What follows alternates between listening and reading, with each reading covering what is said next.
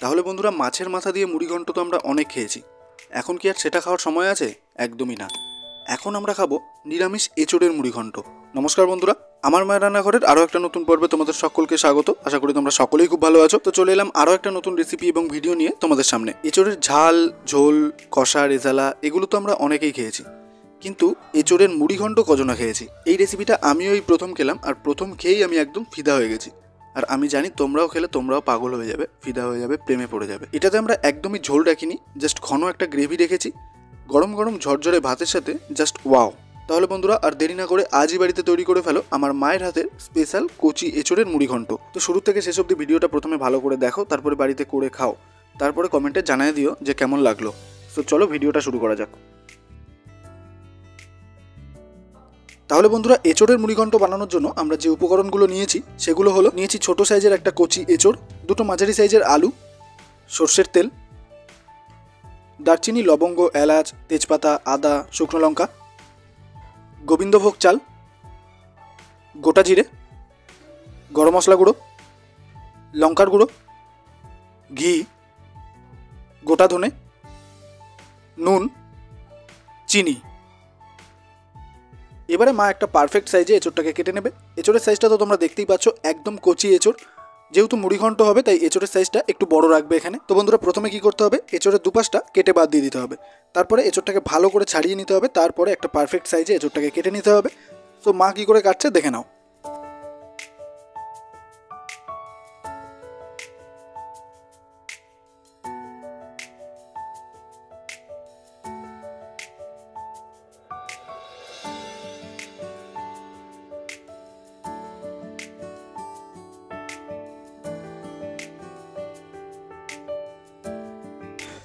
তো বন্ধুরা, দেখতেই পাচ্ছ একদম পারফেক্ট সাইজে আমরা এঁচোড়টাকে কেটে নিয়েছি। যেহেতু কচি এঁচোড় তাই এই সাইজটাই একদম পারফেক্ট। তো তোমরাও যদি আমাদের মতো এরকম কচি এঁচোড়ের মুড়িঘণ্ট করতে চাও তাহলে এই সাইজটা রাখতে পারো, বা এর থেকে একটু বড় চাইলেও রাখতে পারো, কিন্তু এর থেকে ছোট রাখলে কিন্তু হবে না। যেহেতু এখানে এঁচোড়ের সাইজটা বেশ বড়, তাই আলুর সাইজটাও যে বড় রাখতে হবে এটা হিসাবের কথা। তাই এঁচোড়ের সাথে ম্যাচিং করে আলুটাকেও কেটে নেব। আর আলুর সাইজটা যে বেশি বড় না সেটাও তো তোমরা দেখেইছো, তাই আলুটাকে মাঝখান দিয়ে এক ফালা করে নেব।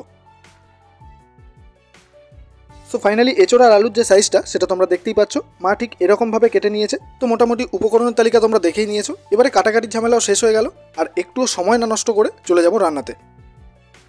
তাহলে বন্ধুরা, এবারে কি করব, এঁচোড় আর আলুটাকে সেদ্ধ করে নেব। তার জন্য চলে এলাম ওভেনে। একটা বাটি বসিয়ে দিলাম, তাতে 2 মগ জল দিয়ে দেবো। এবারে এঁচোড় আর আলুগুলোকে বাটিতে ঢেলে দেবো। হাফ চামচ হলুদ দিয়ে দেবো, হাফ চামচ নুন দিয়ে দেবো। এবারে ভালো করে নাড়িয়ে চাড়িয়ে দিয়ে ওভেন মিডিয়াম ফ্লেমে করে দিয়ে 5 থেকে 6 মিনিটের জন্য ঢেকে দেবো। এবারে চলে এলাম সিলে, যেহেতু আমরা মশলাটাকে বেটে নেব। দিয়ে দেবো 1 চামচ গোটা জিরে, 1 চামচ গোটা ধনে, শুকনো লঙ্কা, তেজপাতা, ছোট 1 টুকরো আদা।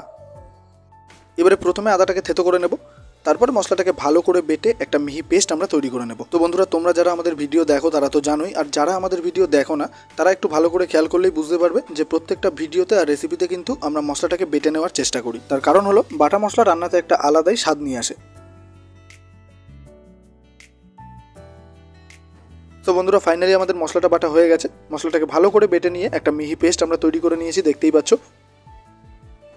তো মশলাটা বেটে নিয়ে আমরা আবারও চলে এলাম ওভেনে। এবারে ঢাকনাটা সরিয়ে নেব, যেহেতু এঁচোড়টা আমাদের সেদ্ধ বসানো ছিল। তো বন্ধুরা, এঁচোড়টাকে সেদ্ধ বসিয়ে আমরা গেছিলাম মশলা বাটতে। যারা এখনো ভিডিওতে রয়েছে তারা জানো, মশলাটা বেটেই কিন্তু আমরা ফিরে এসেছি। মানে মশলাটা বাটতে যতক্ষণ সময় লেগেছে ততক্ষণে এঁচোড়টা একদম পারফেক্টভাবে সেদ্ধ হয়ে গেছে। তো বন্ধুরা, এঁচোড় আর আলুটা সেদ্ধ হতে একদম প্রপার যে টাইমটা আমাদের লেগেছে সেটা হলো 7 মিনিট। যেহেতু এঁচোড়টা একদমই কচি তাই এঁচোড়টা সেদ্ধ হতে খুব বেশি টাইম লাগেনি, 6 থেকে 7 মিনিটের মধ্যেই ভালোভাবে সেদ্ধ হয়ে গেছে। দেখো, মা তোমাদেরকে দেখিয়ে দিচ্ছে। এবারে চলে এলাম ওভেনে। কড়াইটা খুব ভালোভাবে গরম হয়ে এলে এবারে কড়াই দিয়ে দেবো পরিমাণ মতো তেল।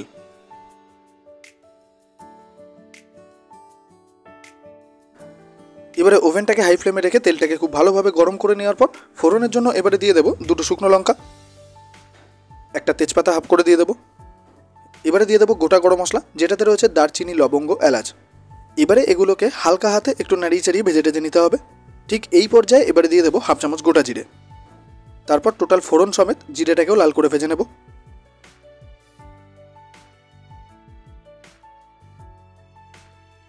তাহলে বন্ধুরা দেখতেই পাচ্ছ ফোড়নটাকে কিন্তু একদম লাল করে আমরা ভেজে নিয়েছি। আর ঠিক এই পর্যায়ে ফোড়ন থেকে কিন্তু একটা দারুণ গন্ধ বেরোচ্ছে।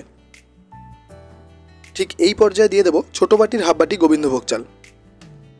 এবারে ওভেনটাকে মিডিয়াম ফ্লেমে করে দিয়ে বেশ কিছু সময় ধরে চালটাকেও ভেজে নেব। তাহলে বন্ধুরা আশা করি পরিবর্তনটা খেয়াল করতে পারছো। প্রথমে চালটা কীরকম ছিল আর দেখো ভাজা হতে হতে চালটা ঠিক কীরকম পর্যায়ে চলে এসছে।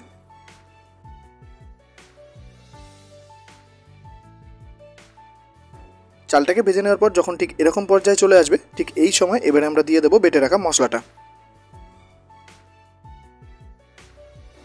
সামান্য পরিমাণ মশলার বাটি ধোয়া জল দিয়ে দেবো, 1 চামচ হলুদ দেবো, 1 চামচ নুন, 1 চামচ চিনি।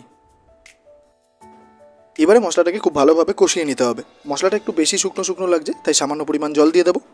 এবারে ওভেনটাকে মিডিয়াম ফ্লেমে করে দিয়ে প্রায় 5 থেকে 6 মিনিট ধরে মশলাটাকে খুব ভালোভাবে কষিয়ে নেব।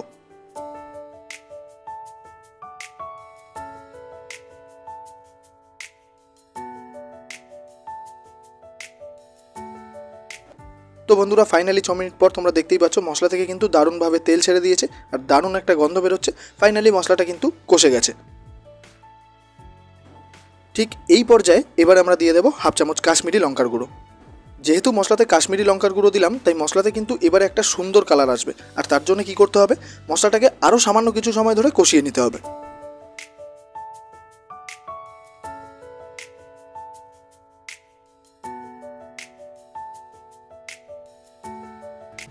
তাহলে আরও কিছু সময় মশলাটাকে কষিয়ে নেওয়ার পরে ঠিক এই পর্যায়ে এবারে আমরা দিয়ে দেবো সেদ্ধ করা এঁচোড় আর আলু। এবারে প্রথমে এঁচোড় আর আলুর সাথে মশলাটাকে ভালো করে মিশিয়ে নেব। এবারে ওভেনটাকে মিডিয়াম ফ্লেমে করে দিয়ে রান্নাটাকে ভালো করে কুক করে নেব। তো শুরুতে আমরা কি করব, সামান্য কিছু সময় ধরে এঁচোড় আর আলুটাকে কষিয়ে নেব।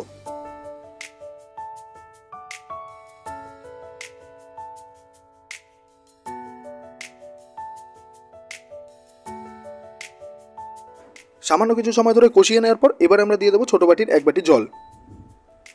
তাহলে বন্ধুরা শুরুতেই কিন্তু বলেছিলাম যে আমাদের এঁচোড়ের মুড়িঘণ্টর গ্রেভিটা হবে একদম মাখো মাখো। ঝোলের তো কোনো প্রশ্নই নেই, গ্রেভিটা হবে মাখো মাখো। তার জন্য তোমরা তো দেখলেই একদম পরিমাণ মতো জল দিয়েছি। এবারে আমাদের টার্গেট হলো রান্নাটাকে একদম ভালো করে কুক করে নেওয়া। তো মাত্র আর সামান্য কিছু সময় বাকি আছে রান্নাটাকে একদম ফাইনালি কমপ্লিট করার জন্য।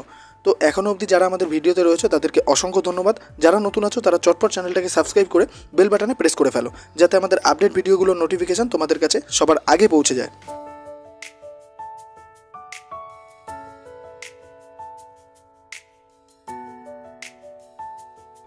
তাহলে বন্ধুরা দেখতেই পাচ্ছ রান্নাটা কিন্তু আমাদের প্রায় কমপ্লিট। আমরা যে গ্রেভির কথাটা বলেছিলাম, মানে পার্সোনালি আমি যে গ্রেভিটা চাইছিলাম সেই গ্রেভিটা কিন্তু তৈরি হয়ে গেছে। ঠিক এই পর্যায়ে দিয়ে দেবো হাফ চামচ ঘি। এবারে ওপর দিয়ে ছড়িয়ে দেবো গরম মশলা গুঁড়ো। আর একদম শেষে ওপর দিয়ে কাশ্মীরি লঙ্কার গুঁড়ো ছড়িয়ে দেবো, যেটা রান্নাতে আরও কিছুটা কালার আনতে সাহায্য করবে। এবারে আরও 2 থেকে 3 মিনিট মতো রান্নাটাকে কষিয়ে নেব। তাহলে বন্ধুরা এঁচোড় আর আলুটা কড়াইয়ে দেওয়ার পর টোটাল রান্নাটা কমপ্লিট করতে আমাদের সময় লেগেছে 10 থেকে 12 মিনিট। 10 মিনিটের মাথায় আমরা ঘি, গরম মশলা আর লঙ্কার গুঁড়োটা দিলাম। আরও 2 থেকে 3 মিনিট ধরে আমরা রান্নাটাকে কষিয়ে নেব, তাহলে কিন্তু কমপ্লিট হয়ে যাবে আমাদের এঁচোড়ের মুড়িঘণ্ট।